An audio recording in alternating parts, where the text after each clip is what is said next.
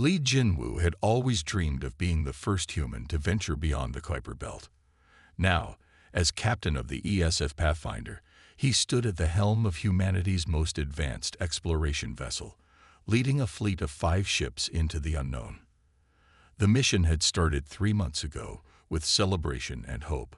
Earth had finally developed the technology to reach for the stars. The bridge crew worked quietly at their stations, the soft hum of equipment and occasional beeps creating a peaceful atmosphere. Jinwu watched the main view screen, where stars stretched endlessly before them. His first officer, Park Mina, approached with the hourly status report. All systems nominal, Captain. The fleet is maintaining formation, and our long-range sensors are working perfectly, Mina reported, her voice steady and professional. Jinwu nodded, allowing himself a small smile. Everything was going according to plan. The fleet had already gathered invaluable data about deep space, and their new propulsion systems were performing beyond expectations. The peace shattered in an instant. Space itself seemed to twist and bend before them, reality warping as something massive tore through the fabric of space-time. The sensor officer, Kim Dae-sung, shouted in alarm as his instruments went crazy. Captain, massive energy signature directly ahead. Before their eyes, a fleet of crystalline ships materialized. They were beautiful in a terrifying way, like giant shards of diamond floating in space, each one nearly twice the size of Earth's largest vessel. Their surfaces caught and reflected starlight, creating rainbow patterns that would have been mesmerizing under different circumstances. Open communications on all frequencies, Jinwu ordered, his heart racing, but his voice remaining calm. This is Captain Li Jinwu of the Earth spaceship Pathfinder. We come in peace as explorers from. The alien ships didn't wait for him to finish. Beams of pure energy, colored an impossible shade of blue-white, lanced out from multiple points on their crystalline surfaces. The shots struck the ESS Discovery, the fleet's research vessel. First, shields, Jinwu shouted, but he could only watch in horror as the Discovery's most advanced defensive systems failed instantly. The ship broke apart in a terrible, silent explosion. Emergency protocols. All ships, evasive maneuvers. His orders came fast now, years of training kicking in. Get me weapons online. But the alien ships were everywhere, their attack perfectly coordinated. The ESS Pioneer tried to turn, to bring its weapons to bear, but another energy beam cut it in half. The ESS Venture lasted barely 10 seconds longer. Sir, Mina's voice cracked with emotion. The ESS Explorer, it's gone. Jinwu gripped his command chair as the Pathfinder shuddered under near misses. In less than a minute, 4 ships and over 1,000 lives had been lost. His mind raced, searching for options. Dae-sung, what's different about us? Why haven't they destroyed us yet? The sensor officer worked frantically at his station. The quantum drive, sir. Its energy signature is unlike anything in the fleet. They might be having trouble targeting us. The experimental quantum drive. It was their only hope. Engineering. Route all power to the quantum drive. Navigation. Plot us a course back to Earth. But sir, Mina protested, the drive hasn't been tested at full power. The calculations alone. We don't have time for calculations. Jinwu cut her off as another blast rocked the ship. If we stay, we die. If we try to run conventionally, we die. At least this way, Earth has a chance to know what happened here. The bridge crew worked with desperate speed. Around them, the crystalline ships moved to surround them, preparing for what would surely be a killing blow. Quantum drive spooling up, engineering reported. 80%. 90%. The alien ships fired. Time seemed to slow as Jinwu watched the deadly beams approach. Now, jump now. Reality twisted again, but this time around them. The Pathfinder leaked into quantum space mere milliseconds before the energy beams would have struck. The ship groaned and shuddered, stressed beyond its design limits. When they emerged, stars had shifted position. Emergency alerts blared throughout the ship, but they were alive. Most importantly, they had recorded everything. Jinwoo stood in the sudden quiet of the bridge, his hand shaking slightly as he looked at his surviving crew. They had just become humanity's first and only witnesses to a terrible truth. Earth was not alone in the universe, and at least some of their cosmic neighbors were hostile beyond imagination. "Plot our course home," he ordered softly, "and prepare the data boys. If something happens to us before we reach Earth, the warning has to get through." He paused, looking at the faces of his crew, faces that had aged years in minutes. "The people of Earth need to know what we found out here. They need to know that everything is about to change." As the Pathfinder limped toward home, Jinwoo couldn't shake the feeling that this wasn't a random encounter. The attack had been too quick, too coordinated. It felt like the aliens had been waiting for them, like they had been prepared to destroy any humans who dared venture this far. But why? That was the question that would haunt him during their long journey home. Why would an advanced civilization attack without provocation? What were they hiding out here in the depths of space? One thing was certain. Humanity's first step into the galactic community had become a baptism of fire. And somehow, Jinwoo knew this was only the beginning. The holographic screens flickered in Kim Hae-Newell's dimly lit laboratory as she worked through another sleepless night. For 3 weeks straight, she had been analyzing the data recovered from the ESS Pathfinder's damaged systems. As Earth's foremost expert in theoretical alien archaeology, she had spent her career preparing for first contact. Nothing had prepared her for this. The attack on the Pathfinder fleet had changed everything. Earth's governments had united in crisis, forming the United Earth Council. Now, Hae-Newell had the most important job on the planet, figuring out who had attacked them and why. "Computer, run translation algorithm 7 again," she said, rubbing her tired eyes. The symbols on her screen shifted, rearranging themselves. This time, something was different. A pattern emerged that made her sit up straight. "Oh my God," she whispered. Her hands flew across the holographic interface, cross-referencing the new data with historical records. Ancient cave paintings, mysterious technological leaps, unexplained phenomena throughout human history. Everything started falling into place. Her office door slid open. "Dr. Kim." Her assistant Lee Junho called out. "The council is asking for an update on your progress." "Call them now," Hae-Newell said, her voice urgent. "Tell them I found something they need to see immediately." 2 hours later, Hae-Newell stood before the United Earth Council in their underground chamber. 50 representatives from Earth's major nations watched as she activated her presentation. "What I'm about to show you will change our understanding of human history," she began. The first image appeared, a 3-dimensional map of the galaxy. "This data confirms we are not alone. We never were. There exists a vast civilization called the Galactic Concordat, led by a species known as the Luminar." Murmurs filled the chamber as she continued. "But that's not the most shocking part. According to these records, they've known about us for centuries. They've been watching us, interfering with our development, keeping us trapped in our solar system." She showed them the evidence, decoded records of carefully planned interventions throughout human history, technological breakthroughs that mysteriously failed, scientists who abandoned promising research for no apparent reason, space missions that encountered unexplained difficulties. Remember the Galileo probe's mysterious malfunction, the unexplained failure of the first Mars colony. These weren't accidents. Hae-Newell's voice grew stronger as she revealed the truth. "The Concordat has been actively sabotaging our advancement."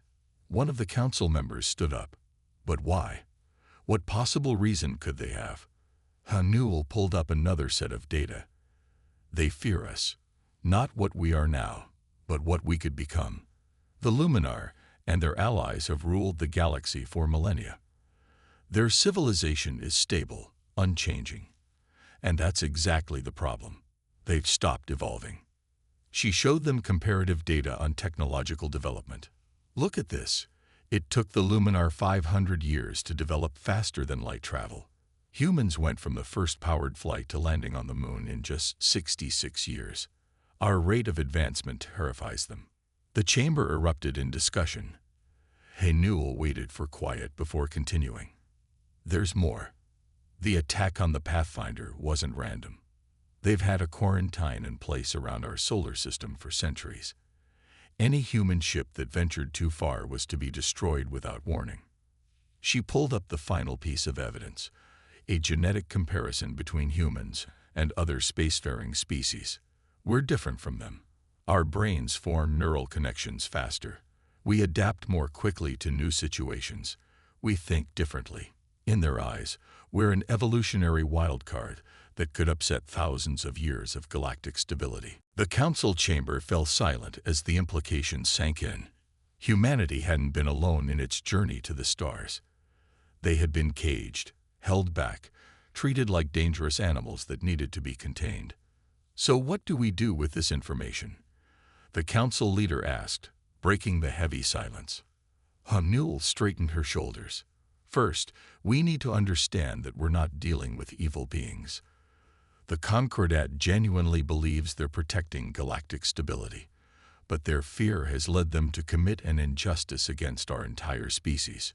She showed them one final image, a map of known Concordat observation posts near Earth. They're watching us right now, probably trying to figure out how to handle the Pathfinder incident. They don't realize we've decoded their data. For the first time, we have an advantage.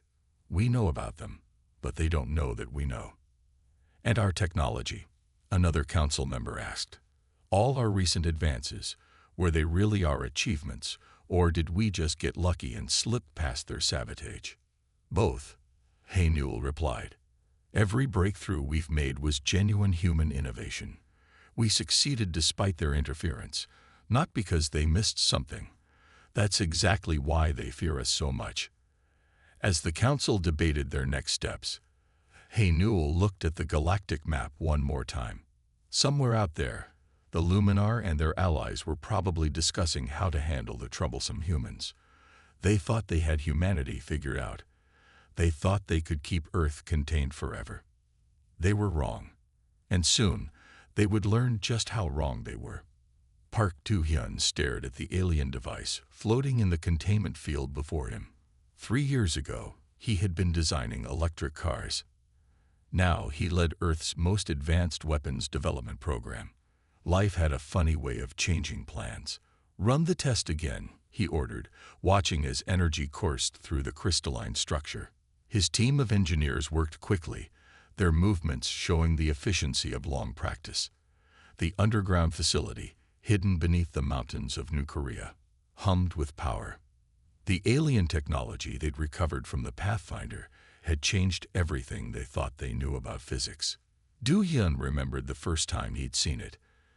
Technology that seemed to break every rule he'd learned in engineering school. "Sir," his assistant Song Mirai called out.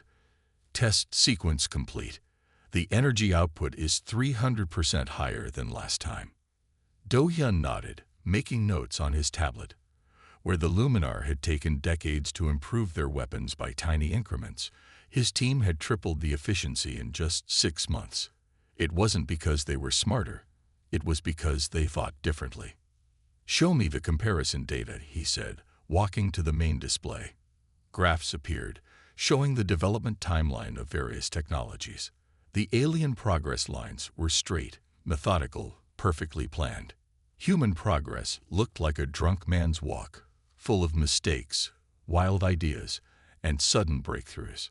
"They're too perfect," he explained to Mirai. "They follow every rule, check every possibility before moving forward. We jump in, make mistakes, learn from them, and try again. It makes us messy, but it makes us fast."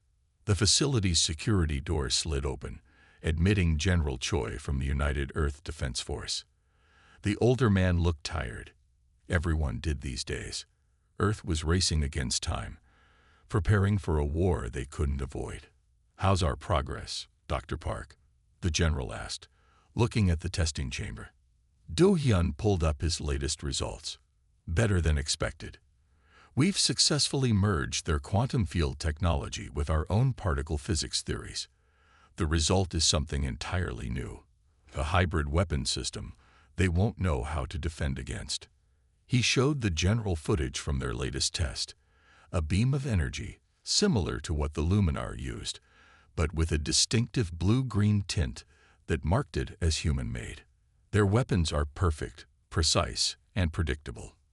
Ours are adaptive, changing frequency and pattern with each shot. Their shields won't know what to block. And the ships? The general asked. Do-hyun switched displays to show the shipyard designs. We're not trying to copy their crystal ships. Instead, we're building something they've never seen before. Vessels that combine their quantum technology with human engineering principles. Smaller, faster, more maneuverable. His team had worked out that the Luminar's massive ships were actually a weakness. They were impressive, but they thought too big. Humans had centuries of experience fighting in smaller, more agile vessels. The key is adaptation. Do-hyun continued, warming to his subject. Their technology is like a perfect machine.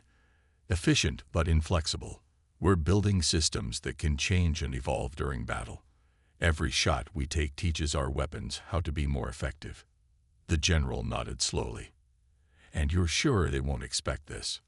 They can't, Do-hyun said confidently.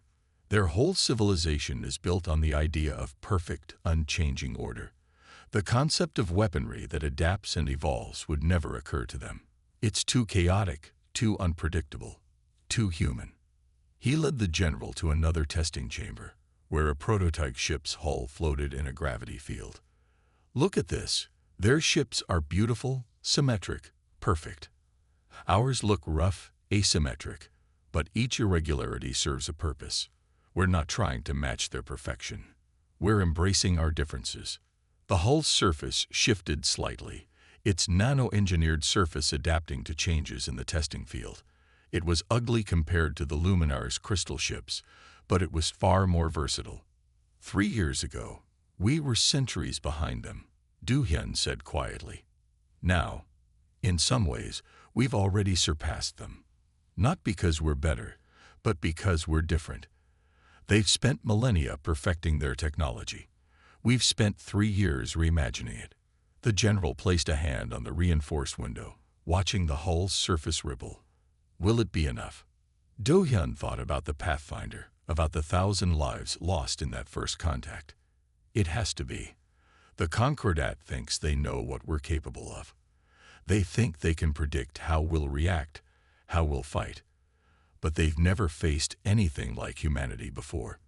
He looked at his team, still working tirelessly at their stations.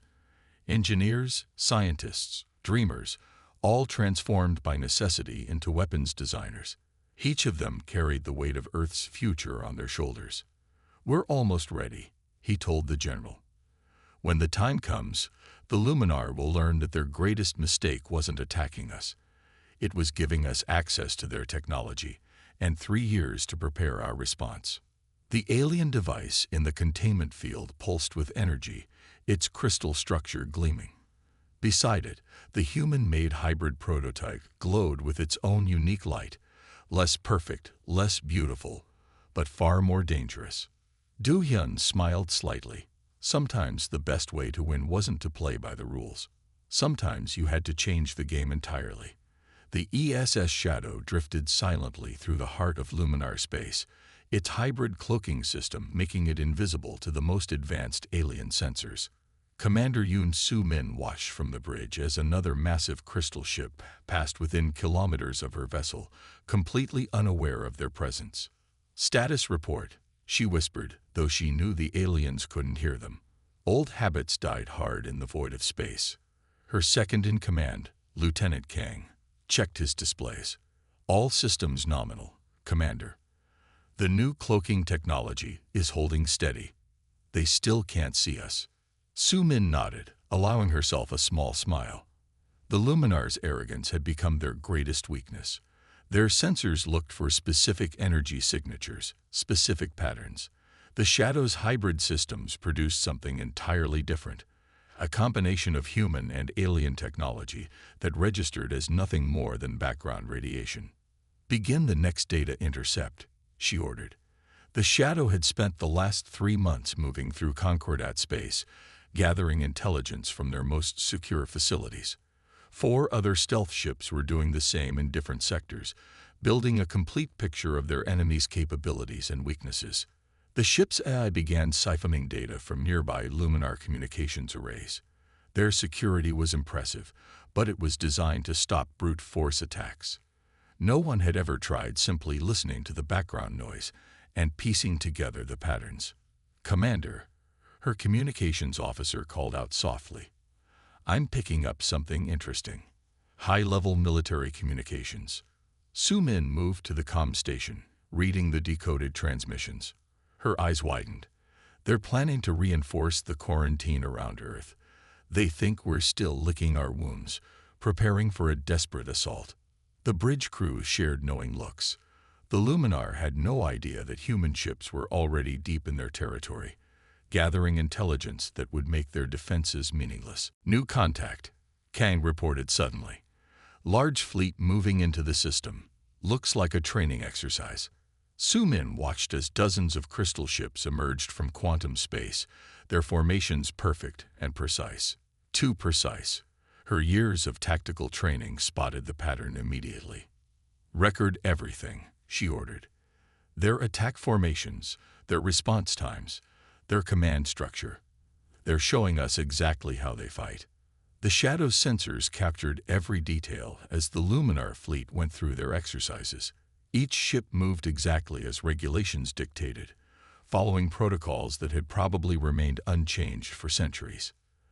"They're like a machine," Lieutenant Kang observed. "Perfect, but predictable." Su Min nodded. "And machines can be understood, their patterns mapped and countered. They've gotten so used to being the most advanced civilization that they've forgotten the importance of adaptation." The Shadow continued its silent observation, adding to the mountain of intelligence they'd gathered.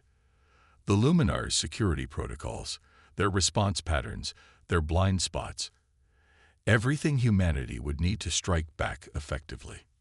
"Commander," her tactical officer called out, "we've mapped 97% of their defensive grid in this sector. Should we move to the next target?"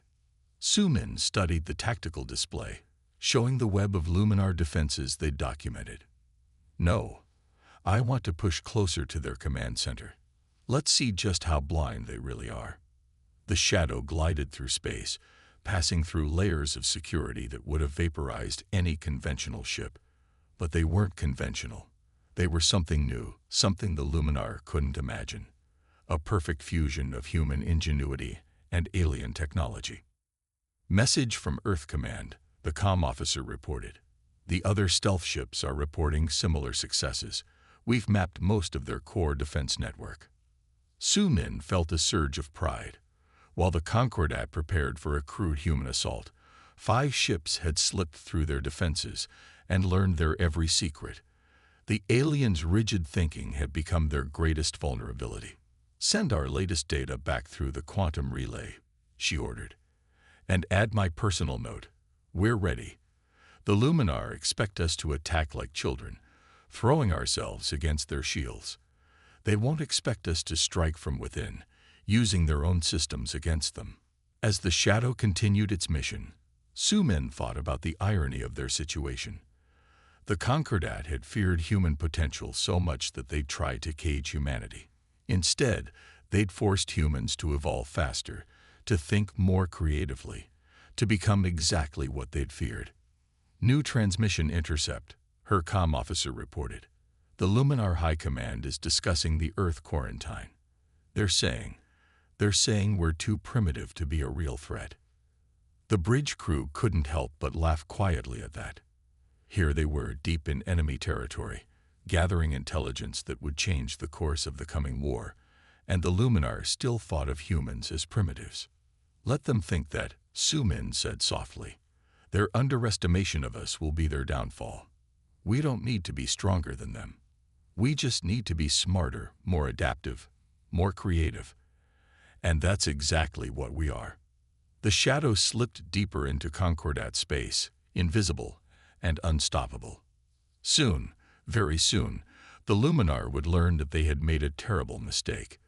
They had tried to cage a species that specialized in breaking free of limitations, and now they would pay the price for their arrogance. Song Ji-Hai stood at the command center of the HLS Retribution, her eyes fixed on the tactical display showing hundreds of ships under her command.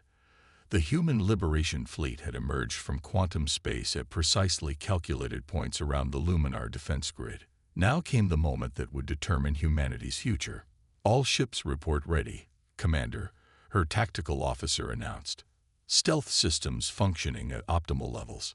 Ji-Hai nodded, watching as the massive Luminar defense platforms continued their regular patrol patterns, completely unaware of the human fleet surrounding them.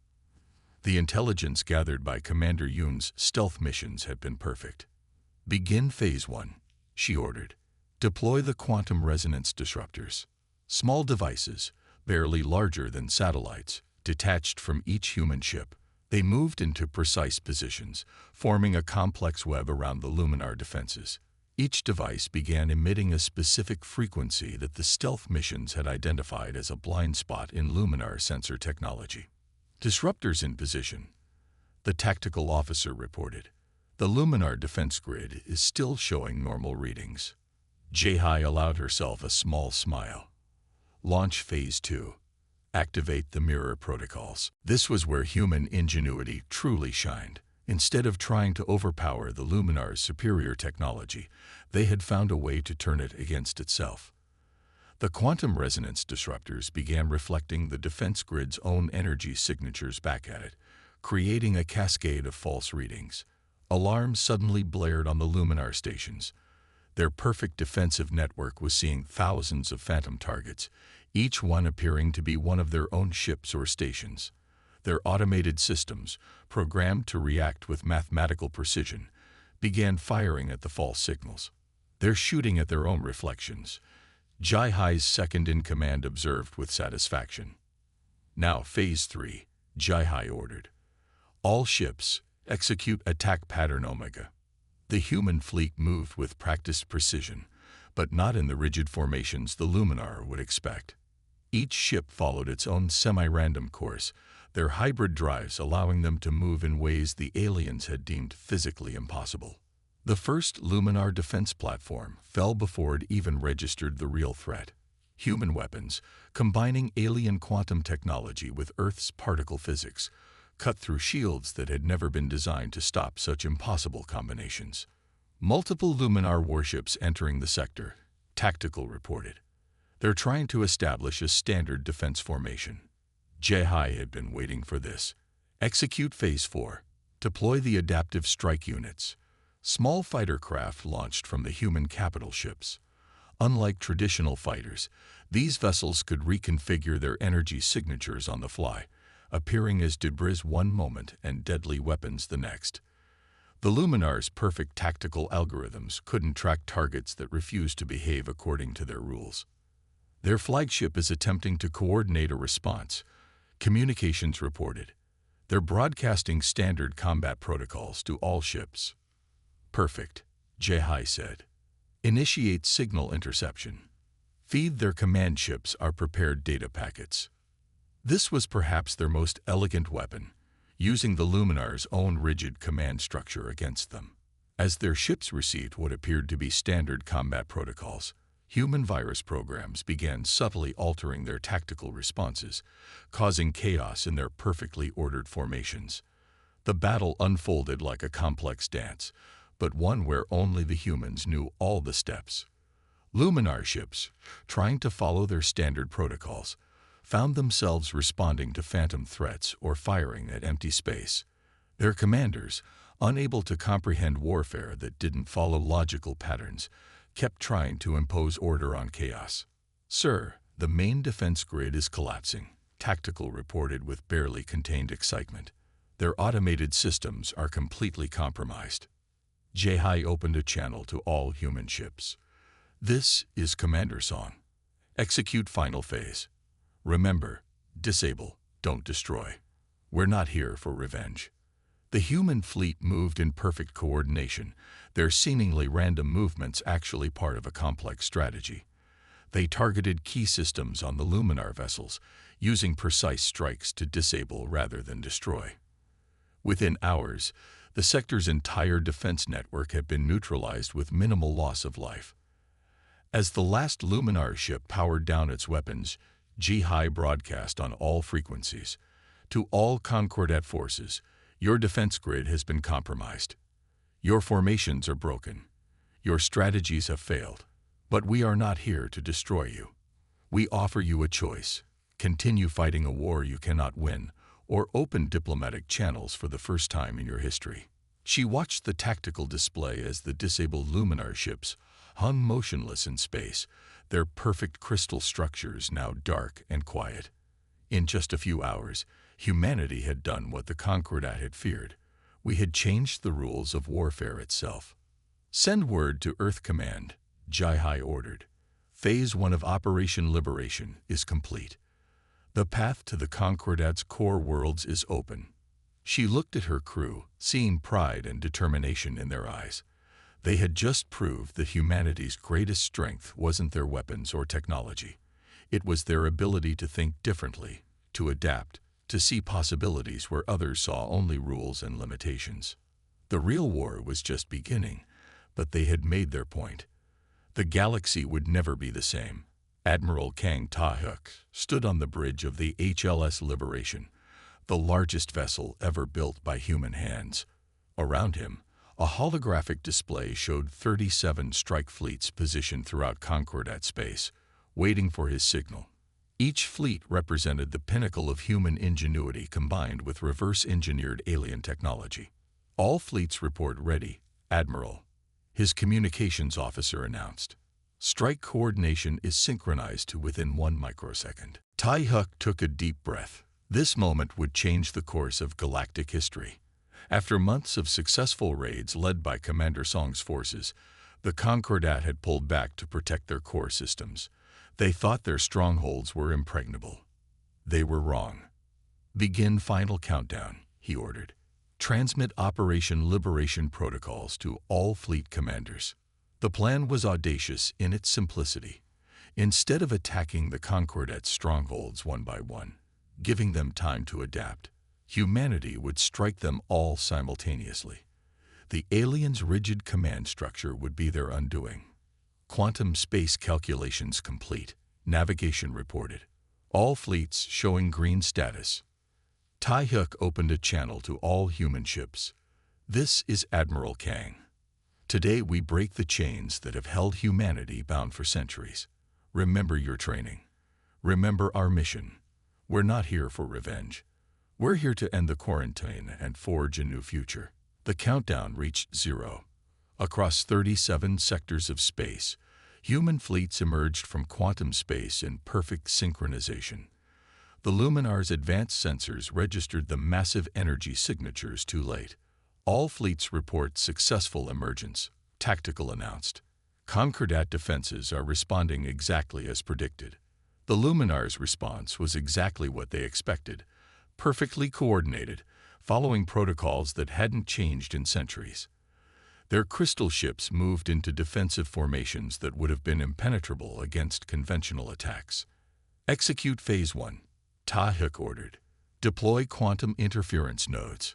Small devices launched from the human ships, creating a web of quantum disturbances that played havoc with the Luminar's communication networks. Their perfect coordination began to break down as commands failed to reach their destinations. Concordat forces attempting to establish new communication protocols. Communications reported. They're switching to their backup networks. Ta-Hyuk nodded. Just as expected. Execute Phase 2. Release the adaptive strike craft. Squadrons of smaller ships launched from the human fleet. Unlike traditional fighters, these vessels could change their energy signatures on the fly, appearing as different classes of ships or even as space debris. The Luminar's targeting systems couldn't lock onto something that kept changing its basic nature. The battle unfolded across 37 sectors simultaneously. Human ships moved in seemingly chaotic patterns that were actually carefully choreographed to exploit gaps in Luminar defensive protocols. Their hybrid weapons, combinations of human and alien technology that the Concordat had deemed impossible, bypassed shields that had been impenetrable for millennia. "Sir," Tactical called out, "Concordat forces in sectors 7 through 15 are showing signs of confusion. Their command structure is breaking down." Tai-Hyuk opened a general broadcast channel. "To all Concordat forces, your defensive networks are compromised. Your communication systems are failing. But we are not here to destroy you. We offer you a choice. Continue fighting a war you cannot win, or join us in building something new." The response came from multiple sectors as Luminar commanders, faced with an enemy that didn't fight according to any known doctrine, began powering down their weapons. One by one, the mighty strongholds of the Concordat fell silent. "Admiral," his second-in-command reported, "we're receiving surrender signals from 23 strongholds. The others are requesting terms of cessation." Tai-Hyuk allowed himself a small smile. "Broadcast our terms. We demand an end to the quarantine of Earth, recognition of humanity as equals, and the establishment of a new galactic council where all species have an equal voice." He watched as more Luminar ships powered down their weapons. The mighty Concordat, which had ruled the galaxy through fear and isolation for millennia, was facing something they had never encountered before. An enemy that offered peace instead of destruction. "Send word to Earth," he ordered. "Operation Liberation is successful. The chains are broken." As the last strongholds signaled their surrender, Tai-Hyuk reflected on the irony of the situation. The Concordat had feared humanity's potential for violence and chaos.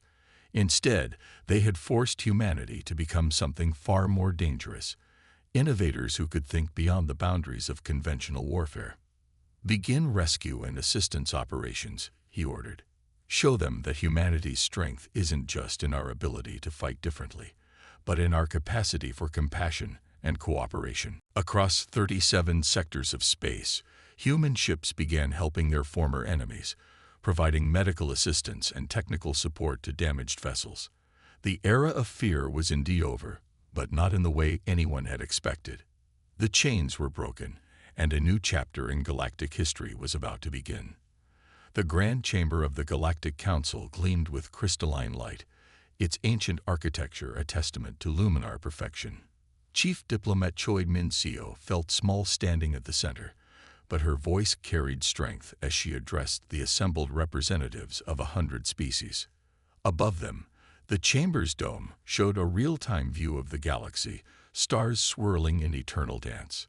3 months had passed since Operation Liberation had broken the Concordat's power. Now came the harder task, building something new from the ashes of the old order. For millennia, Min-seo began, her words automatically translated for all present. The Concordat maintained order through isolation and fear. You believed that was the only way. Today, we prove otherwise. The Luminar representatives sat in their crystalline chairs, their iridescent forms radiating uncertainty. Besides them, delegates from dozens of formerly suppressed species watched with hope in their various eyes, appendages, or sensory organs. Humanity was not the first species you feared, Min-seo continued, bringing up holographic data that Commander Yoon's stealth missions had uncovered. Every time a species showed too much potential, too much creativity, you isolated them. You called it protection. We call it imprisonment. She gestured, and the holographic display showed the new organizational structure they proposed. The Galactic Federation we propose will be built on cooperation, not control. Every species brings unique strengths. Together, we can achieve things none of us could manage alone. The chamber erupted in discussion. The Luminar elder rose, his crystalline form catching the light. Your species proved its dangerous nature by defeating our defenses. How can we trust you won't use this new council to dominate others? Min-seo smiled. Because we could have destroyed you, but we chose not to. We could demand reparations for centuries of suppression, But we don't. Instead, we offer partnership. She activated another display, showing the technological advances already emerging from human-alien cooperation. In just 3 months, joint research teams have made breakthroughs that would have taken centuries under the old system. This is what happens when we combine luminar precision with human creativity. The evidence was undeniable. New medical technologies that combined luminar crystal engineering with human adaptive systems, quantum drives that were twice as efficient, defense systems that protected without threatening. Fear of change kept us apart, Min Seo said, her voice softening. But change is not your enemy. Evolution is not a threat.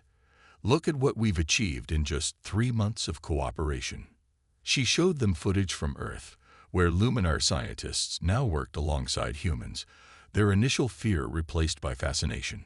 She showed them the new trading posts where formerly isolated species were meeting, exchanging ideas and culture. Your civilization achieved perfection, she acknowledged to the luminar representatives. But perfection without growth becomes stagnation. We offer you something more valuable, the chance to evolve again. A younger luminar stood, their crystalline form showing colors of agreement. The humans speak truth. Our fear of change nearly led us to commit genocide. Instead, they showed us mercy and offered us growth. One by one, representatives from other species stood, voicing their support for the new federation. Species that had been deemed too aggressive, too creative, too different, all finding their voice at last. The galaxy is vast, Min Seo concluded. There are wonders we haven't imagined, challenges we can't foresee. We need each other. The luminar's wisdom and stability, humanity's adaptability and innovation, every species' unique perspective and strengths.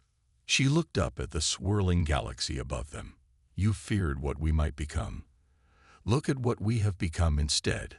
Not conquerors, but unifiers. Not destroyers, but builders. The galaxy doesn't need fear to maintain order. It needs hope. The chamber erupted in agreement. Even the luminar elders, bound by protocols millions of years old, found themselves voting for change. As the new Galactic Federation Charter was signed, Min Seo thought about the long journey that had brought them here.